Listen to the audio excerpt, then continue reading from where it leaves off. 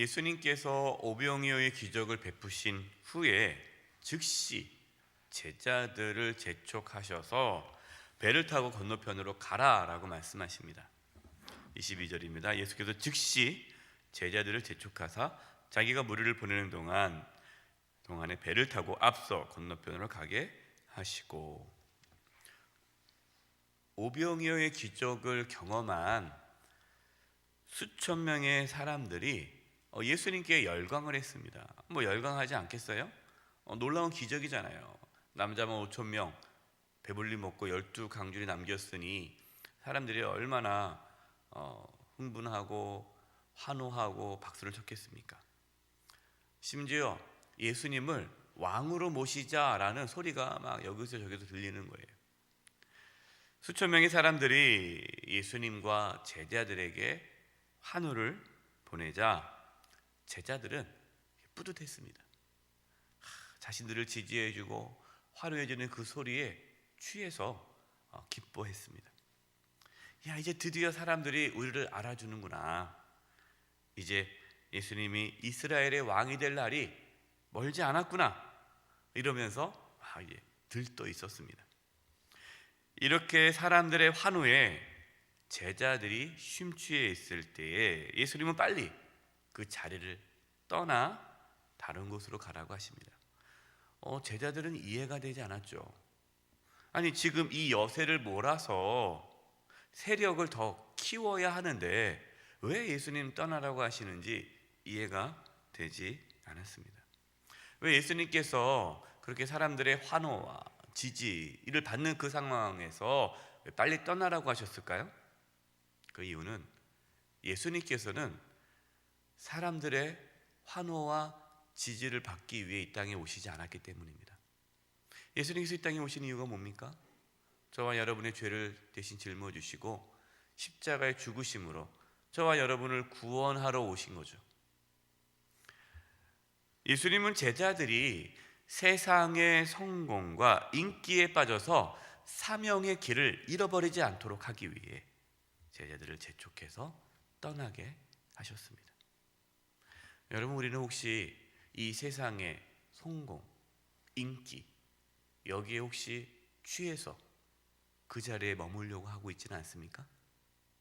우리는 이 땅에서의 성공, 인기를 추구하는 자들이 아니라 사명, 하나님께서 우리에게 주신 사명을 이루기 위해 살아가는 자들입니다.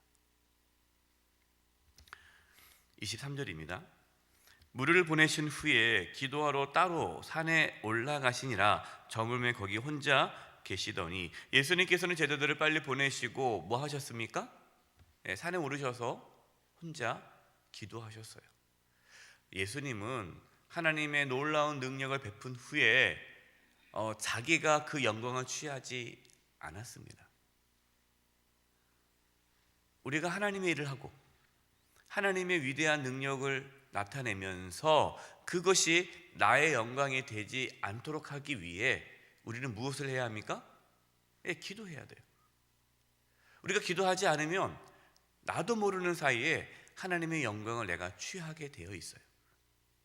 그래서 떨어져서 하나님과 기도하는 가운데 우리 주님께서는 본인의 사명, 그것을 다시 확인하고 또 주님과의 친밀한 교제를 통해 그까지 십자가 길을 걸어갈 수가 있었습니다.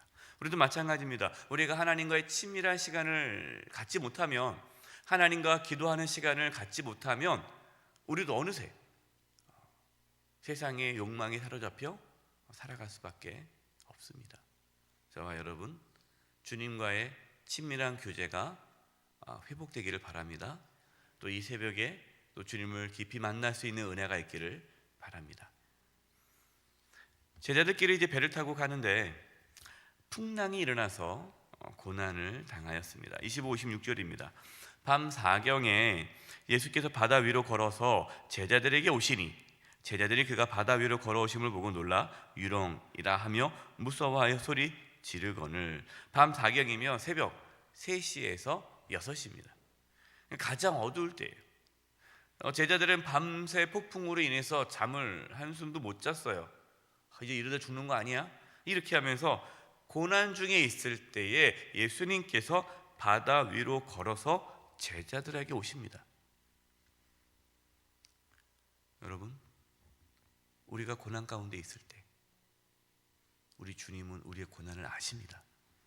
그리고 우리를 구원하러 우리에게 오십니다. 이 새벽에 우리 주님을 볼 수 있는, 만날 수 있는 은혜가 있기를 바랍니다. 27절입니다. 예수께서 즉시 이르시되 안심하라 나니 두려워하지 말라. 예수님께서 하신 말씀이 뭡니까? 안심하라, 두려워하지 마라. 왜 안심하라, 두려워하지 말라고 말씀하십니까? 나니. 예수님이기 때문에 두려워하지 말라는 거예요. 여러분, 예수님이 계시다면 어떠한 상황에 처해 있어도 두려울 것이 없어요. 이 새벽에 우리 주님의 음성을 들을 수 있기를 바라요. 안심하라, 나니 두려워하지 말라. 베드로는 만약에 무리를 걸어오신 분이 예수님이시라면 자신에게 명하여서 물 위로 걸어오라고 말씀해달라고 요청합니다. 역시 베드로가 참 성격이 급하고 열정적이죠. 본인도 직접 하나님의 능력 경험하고 싶다는 거예요. 확인하고 싶다는 거예요. 정말 당신이 예수님 맞습니까? 유령 아닙니까? 귀신 아닙니까? 정말 예수님이라면 나도 물을 걷게 해주세요. 예수님께서 그래, 와라. 베드로는 그 예수님의 말씀을 의지함으로 바다 위를 걷기 시작합니다. 여러분 한번 상상해 보세요. 베드로가 물 위를 걷습니다. 사람이 물 위를 걷습니다. 얼마나 놀랍고 흥분되는 장면입니까? 불가능한 일이죠. 사람이 물 위를 걷는다는 거. 그런데 주님이 말씀하시면 모든 것이 가능합니다. 우리가 지난 주일에 믿음의 능력에 대해서 말씀을 나눴습니다. 우리가 믿음으로 나아가면 능치 못할 일이 없다라고 말씀을 나눴습니다. 하나님께서는 모든 것을 가능케 하십니다. 30절입니다. 바람을 보고 무서워 빠져가는지라 소리질러 이르되 주여 나를 구원하소서 하니, 잘 갖고 있는데 베드로가 바람이 불자 베드로의 시선이 예수님에서 어디로 갑니까? 바람으로 가요. 여기 나오죠. 바람을 보고 무서워 빠져가는지라. 여러분, 우리가 주님을 바라보며 나가야지, 우리가 주변의 환경을 바라보면 우리 가운데 뭐가 들어옵니까? 두려움이 들어와요. 두려울 수밖에 없어요. 주님 안 바라보고 우리의 환경 바라보면서 두려워하지 말아야지. 그러면 이게 두려움이 사라지지 않습니다. 우리가 정말 두려워하지 않고 끝까지 하나님께서 우리에게 주신 사명을 감당하려면 믿음의 주여 온전케 하신 누구를 바라봐야 돼요? 예수님을 바라보아야 합니다. 이 새벽에 여러분이 이제 각자 개인 기도하실 때에 주님을 바라보십시오. 문제, 어려운 상황, 환경, 자신의 처지를 바라보지 마시고 누구를요? 주님을 바라보세요. 두렵다라는 것은 믿음이 없다는 거죠. 이렇게 믿음을 잃어버리면 하나님의 능력이 사라지는 것입니다. 예수님은 베드로에게 왜 의심하느냐 하면서 책망했습니다. 혹시 이 시간에 우리 마음에 의심하는 마음이 있습니까? 주님 바라봄으로써 그 의심을 떨쳐버리고 믿음으로 나아가시기 바랍니다. 예수님과 제자들은 바다 건너편 게네사렛 땅에 도착하였습니다. 사람들은 예수님을 알아보고 정말 구름대같이 모여듭니다. 그러면서 예수님의 옷자락이라도 손을 대기를 원했습니다. 그리고 오늘 말씀 보니까 손을 대는 그 옷자락에 손을 대는 자마다 다 나았다라고 말씀합니다.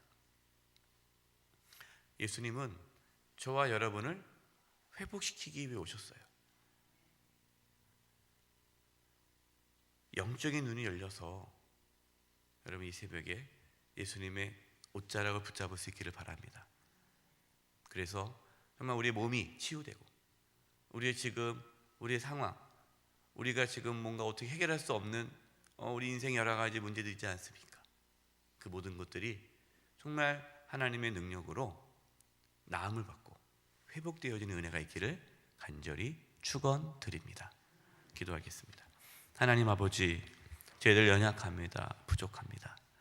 세상의 욕망과 인기에 취해 살지 않게 해주시고 주님 바라보며 가지 사명의 일과 걷게 도와 주시옵소서. 우리의 환경을 바라보며 두려워하지 않게 해주시고 주님 바라보며 믿음 잃지 않아 하나님의 능력을 경험케 해주시고 주님의 옷자락이라도 붙잡는 심정으로 이 새벽에 나아가 치유받고 회복되어지는 은혜를 경험케 하여 주시옵소서. 예수님의 이름으로 기도드립니다. 아멘.